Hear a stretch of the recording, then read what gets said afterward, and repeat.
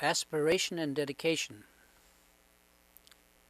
Now I need to tell you about one very important part of meditation practice that you should know about.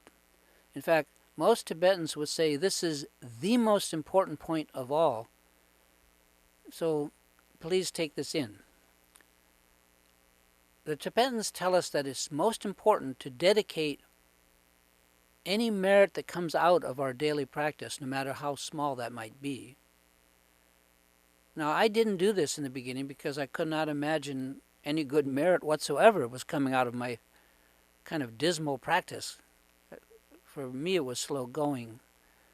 But Tibetans feel otherwise. They assure me that there is merit in any practice, just making an effort, if only because of the good intent, if not for the actual results. And doing this is easy. At the end of any meditation practice period, even if it's a minute, we simply say a little dedication. Call it a prayer if you like, to the effect that, and now I quote, this is, kind of a dedication. May any merit of this practice, however small, be dedicated so that all sentient beings may find true happiness and awareness. End quote. Now this short wish, or dedication, is said to, like the proverbial acorn, grow over time into an enormous amount of merit. In a similar way, saying a brief aspiration to the same effect when we begin our meditation practice is also considered beneficial and very important to do. In this case, we'd say something like this: may what I am about to do benefit all sentient beings and bring them happiness and awareness such as the Buddha found. End quote. So something like that. And if you scour the books on Tibetan meditation, there is no single factor that the High Lamas feel is as important as making aspiration and dedication prayers. To them, these prayers are the difference between advancing in awareness and just sitting there spinning our wheels. Try it out. Now, I happen to be a computer programmer, and so in my life I frequently have spent my days glued to a computer monitor in real concentration.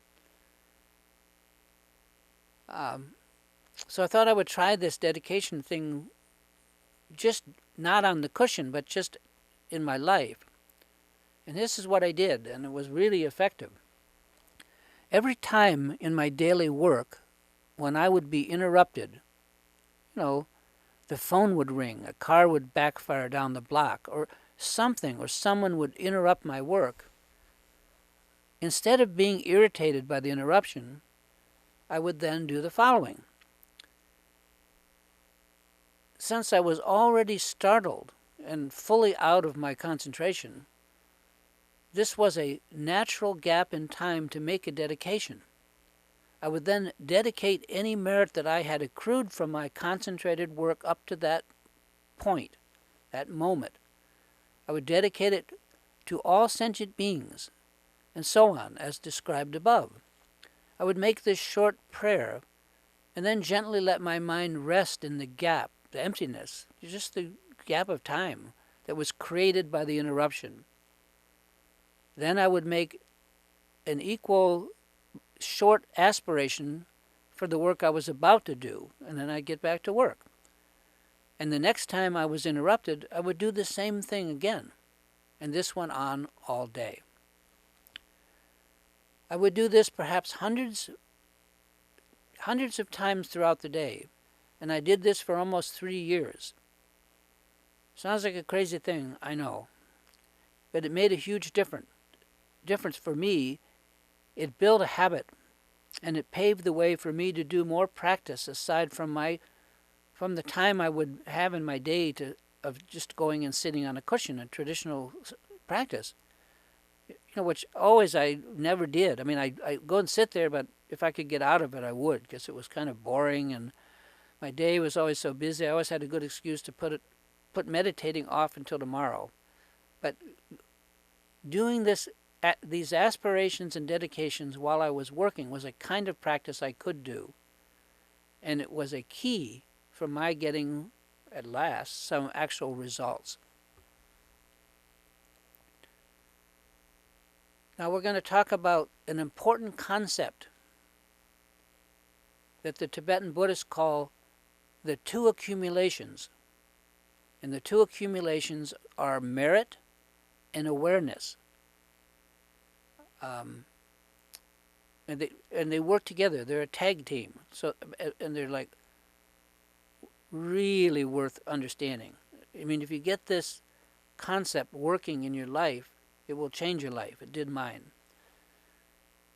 So let's just say we're practicing meditation in order to develop greater awareness. I mean, that's what the Sanskrit word Buddha itself means, to awaken. And it could be translated to something like the one who has awakened, or the one who is aware. That's the Buddha.